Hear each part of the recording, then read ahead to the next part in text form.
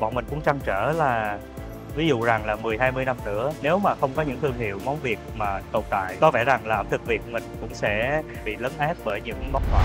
Cái gì nó đủ lâu thì mình nghĩ nó cũng hình thành một cái tình yêu với nó. Thì nếu mình nói mình yêu cơm tấm thì nó cũng không quá đâu.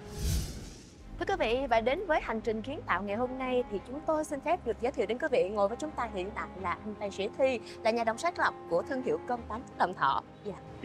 Xin chào tất cả khán giả truyền hình đang xem. Dạ vâng. Hiện tại thì chắc là các khán giả cũng hơi đói bụng một xíu vì đang trước giờ ăn tối.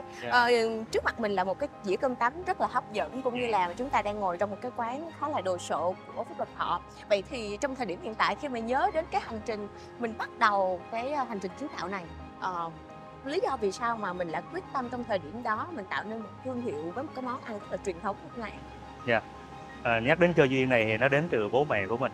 Thì từ 2005 là bắt đầu gia đình mình đã buôn bán vỉa hè. Thì lúc đó mình còn ngồi trên ghế nhà trường thì cứ phụ gia đình suốt. Thì đến tận khi ra trường thì mình thấy là bố mẹ vẫn còn rất là vất vả. Thì lúc đó mình chỉ suy nghĩ là lấy sức trẻ thay sức già thôi, chứ mình không nghĩ nhiều. Và rõ ràng thì từ 2012 là mình với anh mình đích thân bắt đầu làm. Thì sau đó 6 tháng thì bọn mình hiện thực hóa được mục tiêu, đó là để bố mẹ nghỉ ngơi. Ban đầu thì nó là một tên Phúc thôi.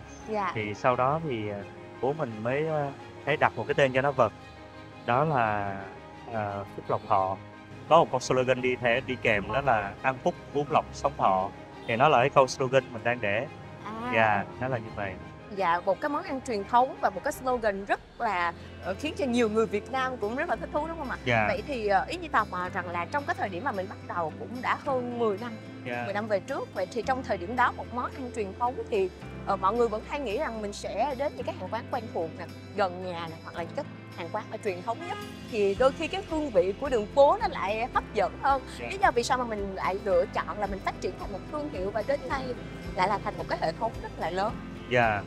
Thì hình như nãy mình cũng chia sẻ là nó ngẫu nhiên, nó vui là nghề chọn mình. Thì may mắn mình được chọn, rồi mình thấy nó có cái tiềm năng và cơ hội. Thì bắt đầu mình nhìn thấy là chính ẩm thực Việt của mình, trên đất Việt của mình đó, nó không có quá nhiều thương hiệu. Ví dụ giống như mình thấy là trên mặt đất Việt mình, những thương hiệu món ngoại có vẻ là họ sẽ làm một cái cách nó chỉnh chu và bài bản và phổ biến. Bọn mình cũng trăn trở là ví dụ rằng là 10-20 năm nữa nếu mà không có những thương hiệu món Việt mà tồn tại, thì lúc đó có vẻ rằng là ẩm thực Việt mình cũng sẽ bị lấn át bởi những món ngoại. Thì đó cũng là cái niềm thôi thúc bọn mình làm. Thì bọn mình cũng thấy được đó là trách nhiệm ngoài câu chuyện của kinh doanh. Nhìn cái dĩa cơm hiện tại đang trên bàn, anh nhớ đến cái dĩa cơm đầu tiên khi mình được biết đến về cái món ăn mà do chính tay mình làm ra, thì cảm xúc của mình như thế nào ạ? Lúc đầu mình cứ làm hoài làm mãi mình cũng không để ý, nhưng mà tự nhiên cái có một thời gian cái mình cũng được nghe nhiều, nhận nhiều. Còn bọn mình hay nói vui là bọn mình là đạo cơm tấm, ăn hoài không ngán. Cái gì nó đủ lâu thì mình nghĩ nó cũng hình thành một cái tình yêu với nó. Thì nếu mình nói mình yêu cơm tấm thì nó cũng không quá đâu. Nhưng mình thì mình cũng hay ăn ngoài rồi để mình học hỏi những cái khẩu vị nó đang như thế nào về cơm tấm thôi nhé. Rồi sau đó thì mình xem với bên mình, may mắn thì nó không có một khoảng cách quá xa. Mình cũng chưa tìm hiểu khi mà ra ngoài biên giới thế nào.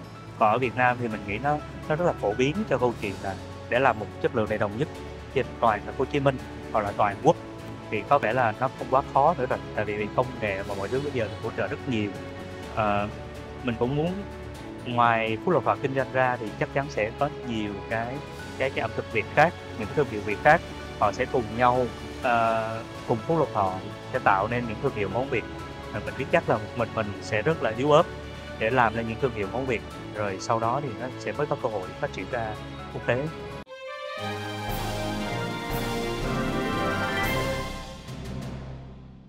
Thưa quý vị, và khép lại hành trình kiến tạo ngày hôm nay thì chúng tôi đại diện cho chương trình gửi đến anh cũng như là thương hiệu Phúc Lộc Thọ một bằng chứng nhận thay cho lời cảm ơn vì anh và đội ngũ của mình đã rất là nỗ lực tạo nên một cái thương hiệu cơm tấm rất là đáng tự hào dành cho người Việt.